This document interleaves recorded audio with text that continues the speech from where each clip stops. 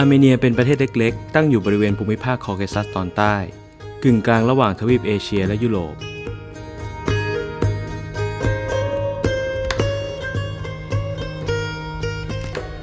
เป็นประเทศที่มีประวัติศาสตร์ยาวนานที่สุดแห่งหนึ่งในโลกเป็นหนึ่งในอารยธรรมคริสเตียนที่เก่าแก่ที่สุดอารามคริสตจักรแห่งแรกของอาร์เมเนียก่อตั้งขึ้นในศตวรรษที่ 4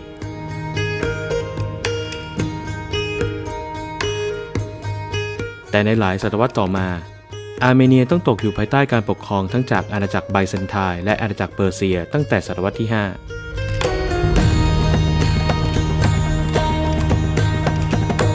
อาณาจักรมองโกในศตวรรษที่ 13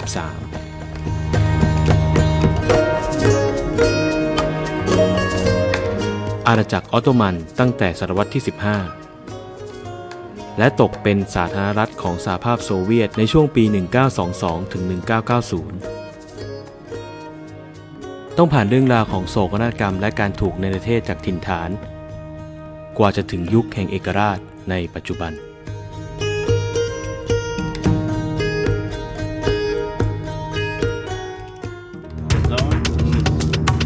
พวกเรา Cross Cutting Journey จึงออกเดินทางทริปนี้เพื่อไปสัมผัสและทำความรู้จักทั้งในเชิงประวัติศาสตร์ Russian culture. This is Russian about Russian heroes.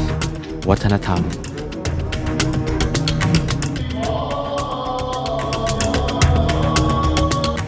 รวมถึงเชิงสังคมและผู้คนที่เราได้พบเจอระหว่างทาง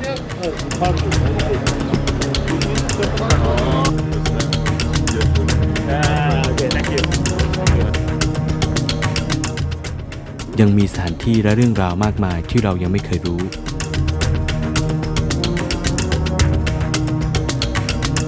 ซึ่งควรค่าทำความเข้าใจและเพิ่มเติมประสบการณ์มาออกเดินทางไปด้วยกันเลยครับและอย่าลืมกดซับกดกระดิ่งเพื่อติดตามสารคดีเดินทางของพวกเราด้วยนะครับสาธารณรัฐอาร์เมเนียตั้งอยู่ทางตอนใต้ของภูมิภาคคอเคซัสและครอบคลุมทางตะวันออกเฉียงเหนือของที่ราบสูงอาร์เมเนียในเทือกเขาแอลป์ฮิมาลัยเป็นประเทศขนาดเล็กที่สุดในกลุ่มสาธารณรัฐทรานส์คอเคเซียและไม่มีทางออกสู่ทะเลโดยทางทิศเหนือมีพรมแดนติดกับจอร์เจียทางตะวันออกติดกับอาเซอร์ไบจานทางตะวันตกติดกับตุรกีและทางทิศใต้ติดกับอิหร่านปัจจุบันมีประชากรอาศัยอยู่ในประเทศราวๆ 3 ล้านคนในการเดินทางมาอาร์เมเนียครั้งนี้พวกเราพักที่เมืองเยเรวานเมืองหลวงของอาร์เมเนียที่มีอายุมากกว่า 2,000 ปีแต่สำหรับสถานที่แรกที่พวกเราจะไปเยี่ยมชมในวันนี้นั้นอยู่ห่างจากเมืองเยเรวานไปไม่ไกลทางทิศใต้ประมาณ40 กว่ากิโลเมตรที่เมืองอารารัตตอนหาข้อมูลเตรียมทริปเดินทางมาที่ประเทศอาร์เมเนียชื่อแรกที่โผล่ขึ้นมาในหัวคือเทือกเขาอารารัตหากใครเคยรู้จักเรื่องเรือโนอาห์คงพอทราบว่าหลังเหตุการณ์น้ำท่วมโลกผ่านไปเมื่อน้ำลดลงเรือของโนอาห์ได้เกยอยู่ที่บริเวณภูเขาแห่งหนึ่งต่อมาสันนิษฐานกันว่าบริเวณที่เรือมาเกยนั้นคือเทือกเขาอารารัตที่พวกเรากำลังเดินทางมุ่งหน้าไปในวันนี้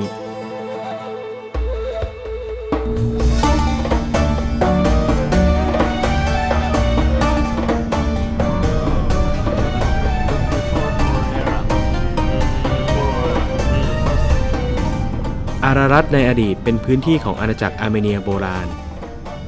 แต่ปัจจุบันบริเวณเทือกเขาอารารัตนั้นอยู่ในเขตพรมแดนประเทศตุรกี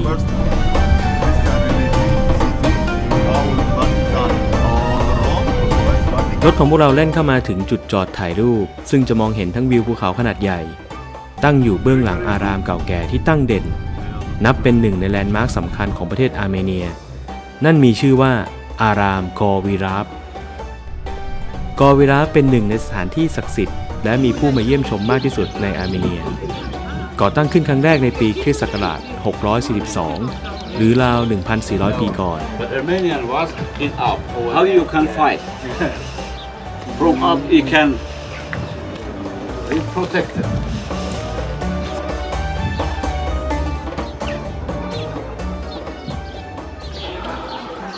ภายในกำแพงป้อมปราการของอารามประกอบไปด้วยโบสถ์เซนต์จอร์จโบสถ์เซนต์อัสวัตทัสซินและลานกว้างขนาดใหญ่นอกจากนี้ยังอยู่ในจุดที่เห็นทิวทัศน์อันงดงามของภูเขาอารารัต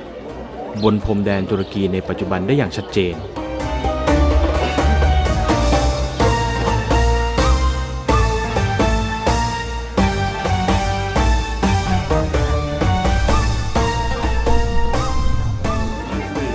ก่อนได้รับการก่อสร้างให้เป็นโบสถ์และอารามของชาวคริสต์กอวิราฟเคยเป็นวิหารและคุกใต้ดินมาก่อนโดยชื่อของอารามแห่งนี้มีความหมายว่าคุกใต้ดินลึกตามตำนานเล่าว่าคิงทรีเดตได้ทำการจับกุมคุมขังกริกอร์รูซาโรวิชไว้ในคุกใต้ดินแห่งนี้เพราะเขานับถือศาสนาคริสต์ซึ่งในเวลานั้นนับเป็นการกระทำที่ท้าทายต่อพระองค์และผู้นับถือลัทธิเพแกนภายในอาณาจักรถึงแม้จะถูกคุมขังในคุกใต้ดินถึง13ปีแต่กริกอร์ยังมีชีวิตอยู่โดยการช่วยเหลือของหญิงชาวคริสต์ที่อาศัยอยู่ในหมู่บ้านใกล้เคียง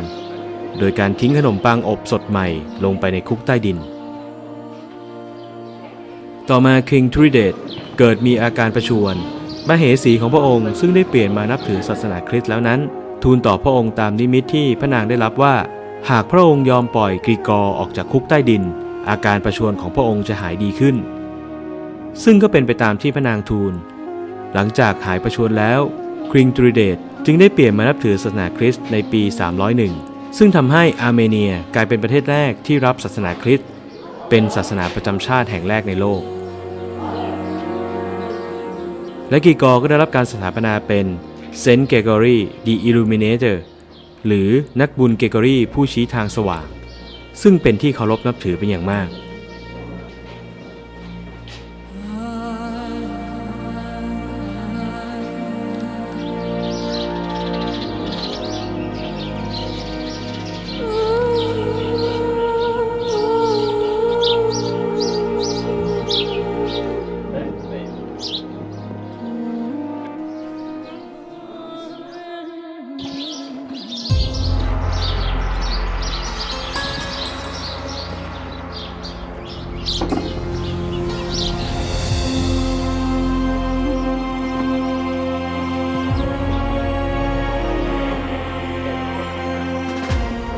ในช่วงยุคกลางกอวิลาฟเป็นศูนย์กลางการศึกษาและการเรียนรู้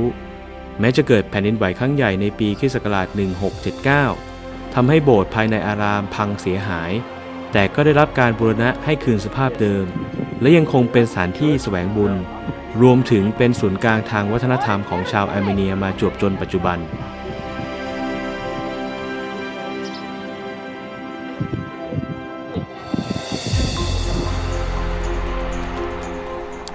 และจากประวัติที่มาของอารามโบราณแห่งนี้ซึ่งมีความสำคัญต่อชาวอาร์เมเนียรวมถึงทัศนียภาพที่สวยงามของเทือกเขาอารารัตนอกจากนี้ยังอยู่ไม่ไกลจากเมืองหลวงเยเรวานนั่นจึงทำให้นักท่องเที่ยวมากมายทั้งจากท้องถิ่นและจากนานาประเทศตั้งใจเดินทางมาเที่ยวชมวิหารกอวิราฟแห่งนี้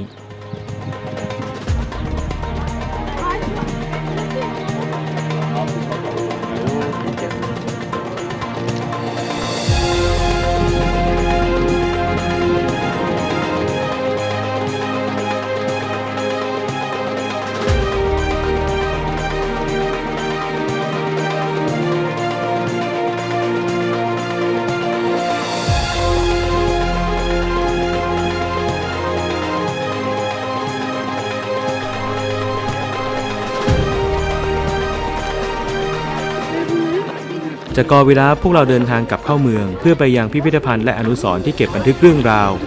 ความทรงจำอันเจ็บปวดของชาวอาร์เมเนียทุกคนนั่นคือ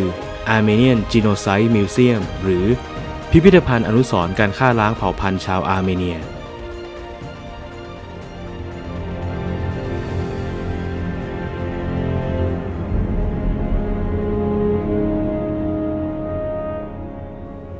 ในช่วงปี 1915 เป็นช่วงเวลาที่โหดร้ายทารุณซึ่งยังคงตราตรึงอยู่ในใจของชาวอาร์เมเนียทุกผู้คนเหตุการณ์นั้นคือการฆ่าล้างเผ่าพันธุ์ชาวอาร์เมเนียซึ่งเกิดขึ้นในช่วงระหว่างสงครามโลกครั้งที่ 1 ปี ค.ศ. 1915 ถึง 1918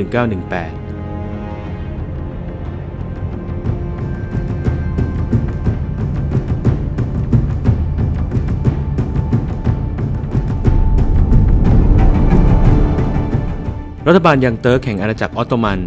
มีจุดมุ่งหมายกำจัดชาวอาร์เมเนียที่อาศัยอยู่ในเขตอนาโตเลียตะวันออกให้สิ้นเผ่าพันธุ์โดยเริ่มจากการกำจัดกลุ่มบัญญาชนก่อนต่อมาชาวอาร์เมเนียเกือบ2 ล้านถูกขับไล่ออกจากที่พักของตนและถูกเกณฑ์ให้ไปค่ายกักกันกลางทะเลทรายทางตอนเหนือของซีเรีย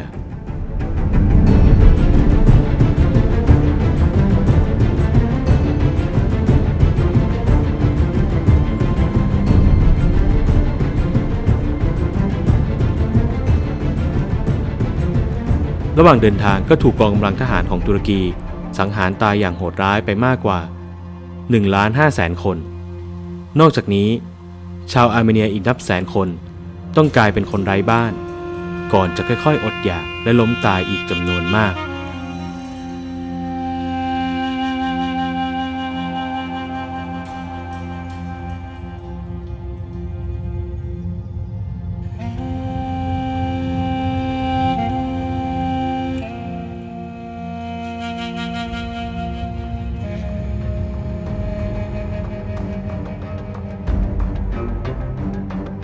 Aeroportda aç elimiz aman. Uşası. Var da. Böyle gitti işte onlara beğenmedik alalım. อนุสรณ์สถานการฆ่าล้างเผ่าพันธุ์ชาวอาร์เมเนียหรือ Armenian Genocide Memorial Complex เป็นอนุสรณ์สถานอย่างเป็นทางการของชาวอาร์เมเนียที่อุทิศให้กับเหยื่อการฆ่าล้างเผ่าพันธุ์ที่ถูกสร้างขึ้นในปี 1967 บนเนินเขาซิสเซอร์นาคาเบิร์ตในเยเรวาน โดยวันที่ 24 เมษายนของทุกปีซึ่งนับเป็นวันรำลึกถึงการฆ่าล้างเผ่าพันธุ์ชาวอาร์เมเนียนั้นจะมีชาวอาร์เมเนียหลายพันคนมารวมตัวกันวางดอกไม้สดเพื่อแสดงความเคารพและรำลึกถึงผู้ที่เสียชีวิตและเหยื่อจากเหตุการณ์ดังกล่าว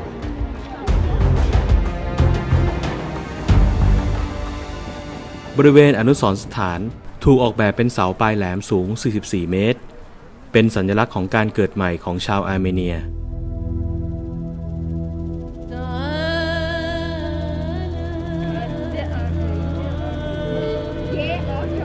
และแผ่นคอนกรีต 12 แผ่นวางอยู่รอบวงกลมแสดงถึงเมืองที่สูญหายทั้ง 12 แห่งซึ่งปัจจุบันอยู่ในดินแดนตุรกีตรงกลางมีวงกลมลึก 1.5 เมตรมีเปลวไฟชั่วนิรันดร์ที่อุทิศให้กับผู้คน 1,500,000 คนที่เสียชีวิตระหว่างการฆ่าล้างเผ่าพันธุ์นอกจากนี้บริเวณกำแพงยาว 100 เมตรจารึกชื่อเมืองและหมู่บ้านซึ่งเป็นบริเวณเกิดเหตุสังหารหมู่และการเนรเทศขับไล่ถัดจากอนุสรณ์สถานตรงด้านข้างเนินเขาจะเป็นอาคาร 2 ชั้นของพิพิธภัณฑ์ Armenian Genocide Museum Institute ซึ่งเปิดให้บริการในปี 1995 เนื่องในโอกาสครบรอบ 80 ปีของการฆ่าล้างเผ่าพันธุ์ It's a prayer. Yes. These people spreading for all genocide. They write it. But here in old Armenia, it's old Armenian. They are bring this stone and they are by his hand. แม้การเข้าชมพิพิธภัณฑ์ครั้งนี้จะทำให้จิตใจหดหู่และเศร้าหมองแต่พวกเราก็อยากจะทำความเข้าใจประวัติศาสตร์ครั้งนี้ให้มากขึ้นอย่างไรก็ตามมาแล้วก็ต้องเข้าไปเรียนรู้ข้างในกันครับ local Muslim tribes and thus Armenians in 19th century, about 150 years. หากย้อนกลับไปในประวัติศาสตร์ชาวอาร์เมเนียนั้นอาศัยอยู่ในภูมิภาคคอเคซัสมานานแล้วเป็นเวลากว่า 3,000 ปีโดยในศตวรรษที่ 4 อาณาจักรอาร์เมเนียเป็นประเทศแรกในโลกที่รับศาสนาคริสต์เป็นศาสนาอย่างเป็นทางการแต่ด้วยความเป็นประเทศเล็กๆจึงถูกปกครองภายใต้อาณาจักรที่ใหญ่กว่ามาตลอดทั้งไบเซนไทน์เปอร์เซียและมองโกจนกระทั่งต่อมาในช่วงศตวรรษที่ 15 อาร์เมเนียก็ตกไปอยู่ในการปกครองของอาณาจักรออตโตมันอันยิ่งใหญ่ซึ่งมีผู้นำเป็นมุสลิมเติร์กซึ่งยังอนุญาตให้ชนกลุ่มน้อยทางศาสนาอย่างเช่นชาวอาร์เมเนียรักษาเอกราชบางส่วนไว้แต่ก็มีการบังคับควบคุมให้ชาวอาร์เมเนียซึ่งเขามองว่าเป็นคนนอกศาสนาได้รับการปฏิบัติที่ไม่เท่าเทียมและไม่เป็นธรรมเช่นชาวคริสเตียนจะต้องจ่ายภาษีสูงกว่ามุสลิมและมีสิทธิทางการเมืองและกฎหมายน้อยมากแม้จะมีอุปสรรคต่างๆแต่ชุมชนชาวอาร์เมเนียก็ยังเติบโตขึ้นภายใต้การปกครองของออตโตมันพวกเขายังมีโอกาสได้รับการศึกษาที่ดีและมีฐานะร่ำรวยกว่าซึ่งแน่นอนว่าชาวเติร์กไม่พอใจในความสำเร็จของชาวอาร์เมเนียความขุ่นเคืองเหล่านี้รุนแรงขึ้นเมื่อจักรวรรดิออตโตมันกำลังเดินหน้าสู่ยุคล่มสลายผนวกกับความโกรธแค้นที่ชาวอาร์เมเนียพยายามเรียกร้องสิทธิพลเมืองขั้นพื้นฐานในปลายศตวรรษที่ 19 การตอบโต้ของชาวเติร์กจึงเริ่มขึ้นด้วยการขับไล่และสังหารชาวอาร์เมเนียหลายแสนคนในปี 1914 ออตโตมันเข้าร่วมกับเยอรมันต่อสู้กับรัสเซียในสงครามโลกครั้งที่ 1 จนเมื่อสงครามทวีความรุนแรงมากขึ้น ชาวอาร์เมเนียได้จัดตั้งกองพันอาสาสมัครเพื่อช่วยกองทัพรัสเซีย ต่อสู้กับพวกเติร์กในภูมิภาคคอเคซัสจากเหตุการณ์นี้และความโกรธแค้นแต่เดิมของชาวตุรกีต่อชาวอาร์เมเนียนั้นส่งผลให้รัฐบาลตุรกีผลักดันให้มีการกำจัดชาวอาร์เมเนียให้สิ้นไป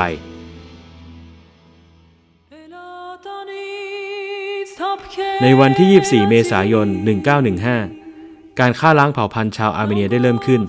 ในวันนั้นรัฐบาลตุรกีจับกุมและประหารชีวิตปัญญาชนชาวอาร์เมเนียหลายร้อยคนหลังจากนั้นชาวอาร์เมเนียก็ถูกเนรเทศออกจากบ้านและถูกเกณฑ์ไปสู่ขบวนเส้นทางแห่งความตายผ่านทะเลทรายเมโสโปเตเมียโดยไม่มีอาหารและน้ำพวกเขาถูกบังคับให้เปลือยกายและเดินท่ามกลางแสงแดดแผดจ้าจนตายบางคนถูกกดน้ำถูกข่มขืนถูกเผาไฟและถูกยิงจนตายไปคนแล้วคนเล่าในระยะเวลาไม่นานตลอดเส้นทางบนดินแดนตุรกีนั้นเต็มไปด้วยซากศพของชาวอาร์เมเนีย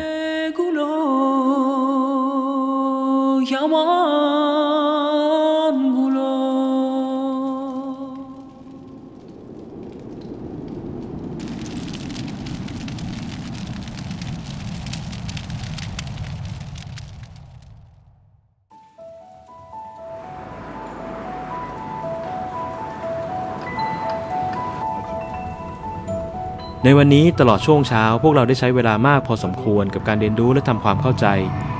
ประวัติศาสตร์ของอาร์เมเนียทั้งที่กอวีราฟและจีโนไซด์เมโมเรียลคอมเพล็กซ์จนเวลาล่วงเลยเข้ามาถึงช่วงบ่ายพวกเราเลยบอกไฮว่าขอพักเบรกอารมณ์แวะทานอาหารเที่ยงกันก่อนเอาแบบไม่ต้องมื้อใหญ่ก็ได้ไฮจึงอาสาพาไปร้านขายเคบับที่อยู่ระหว่างทาง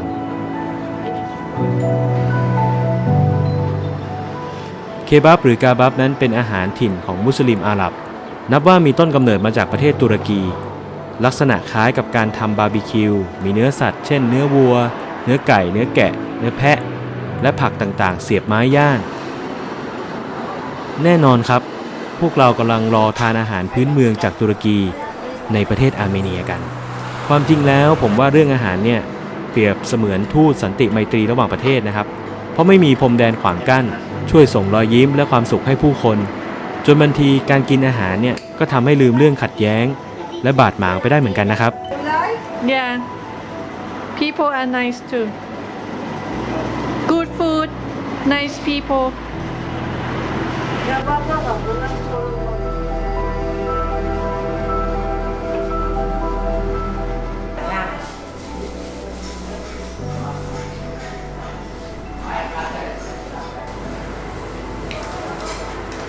Aroma.Պատրաստա գերգան։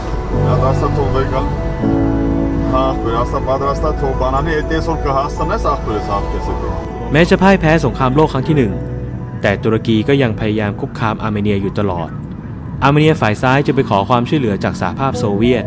ทางโซเวียตจึงประกาศรวมอาร์เมเนียเข้าเป็นสาธารณรัฐหนึ่งของตน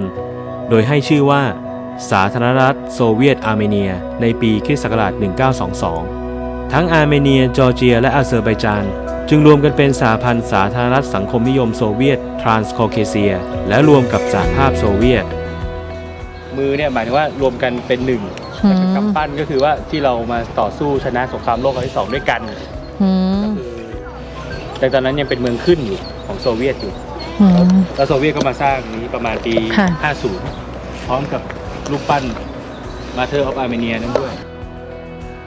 ในเดือนสิงหาคมปี 1990 อาร์เมเนียประกาศอำนาจอธิปไตยจากสหภาพโซเวียตเปลี่ยนชื่อประเทศเป็นสาธารณรัฐอาร์เมเนียเปลี่ยนธงชาติใหม่และจัดตั้งกองกำลังทหารเพื่อป้องกันประเทศต่อมาในเดือนมีนาคม 1991 ก็ทำการประกาศแยกตัวออกจากสหภาพโซเวียตก่อนประกาศเอกราชในช่วงปลายเดือนสิงหาคม 1991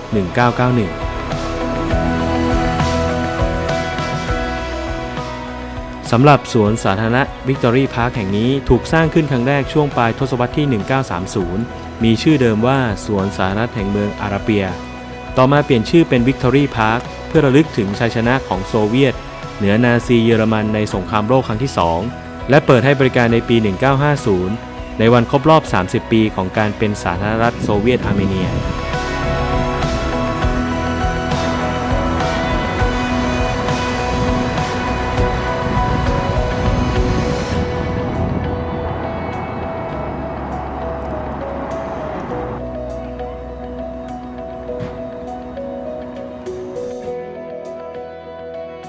จุดเด่นในพาร์คก็คือรูปปั้นอนุสาวรีย์ของมาเธอร์อาร์เมเนีย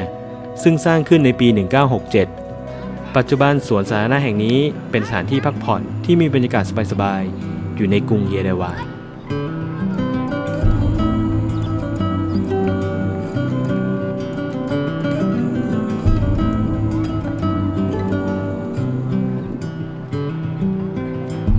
Maybe our lives were not meant to collide from the start, but who could foresee the fall? Maybe it's time to decide what to do with the fact that it happens to us all. From time to time, it all comes around, and no one knows the end. We're all building bridges slowly, tearing them down fast to start over. We're all trying to come over. วันนี้เป็นวันที่ใช้เวลาในการเดินทางเยี่ยมชมสถานที่ต่างๆในอาร์เมเนียอย่างคุ้มค่ามากๆจนถึงช่วงเย็นพวกเราขอให้ไฮพาไปส่งที่แคสเคดเยเรวานอุทยานทางศิลปะขนาดใหญ่ใจกลางเมืองเป็นสวนหย่อมที่มีงานศิลปะประติมากรรมที่เต็มไปด้วยไอเดียสร้างสรรค์จัดวางไว้อยู่เต็มสวนแต่จุดไฮไลท์คือบันไดขนาดใหญ่กว่า572ขั้นที่สูงประมาณ500เมตรลาดขึ้นไปบนไหล่เขาด้านบนโดยสถาปนิกชาวอาร์เมเนียชื่ออเล็กซานเดอร์ทามารยานได้ย้ายเข้ามาทำงานที่เยเรวานในช่วงปี 1923 และมีความปรารถนาที่จะเชื่อมต่อพื้นที่ทางตอนเหนือและตอนกลางของเมืองซึ่งเป็นศูนย์กลางที่อยู่อาศัยและวัฒนธรรมอันเก่าแก่ในเยเรวานด้วยพื้นที่สีเขียวกว้างใหญ่ของน้ำตกและสวนซึ่งลดหลั่นกันไปแม้แผนการก่อสร้างนั้นไม่สำเร็จแต่ก็ได้รับการสานต่อโดยจิมโทโรสยานโดย The Cascade Complex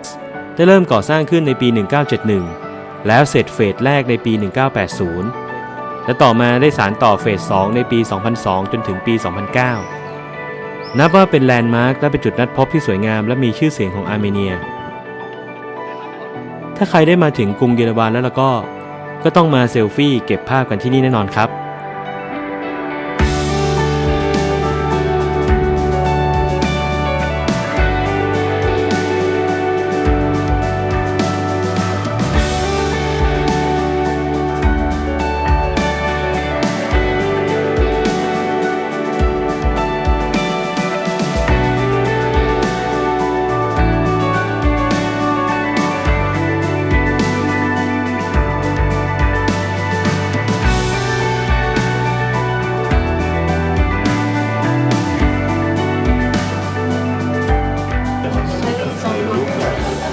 Then this is good.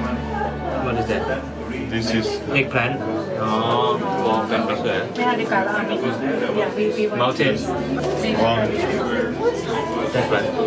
This Yeah, barbecue. สำหรับวันนี้ปิดท้ายกันที่ร้านอาหารแห่งหนึ่งซึ่งไฮก็พยายามบอกชื่อร้านให้แล้ว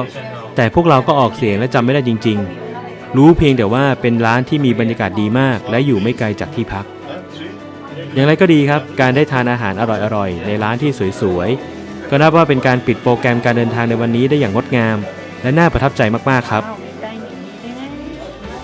เรื่อยๆ ก็อยากมาอร่อยไหมไม่ชอบเลย กับทริปการเดินทางที่มีประวัติศาสตร์มากมายในประเทศอาร์เมเนียแห่งนี้ยังไงก็ฝากติดตามกันต่อในตอนต่อไปนะครับ Cross Cutting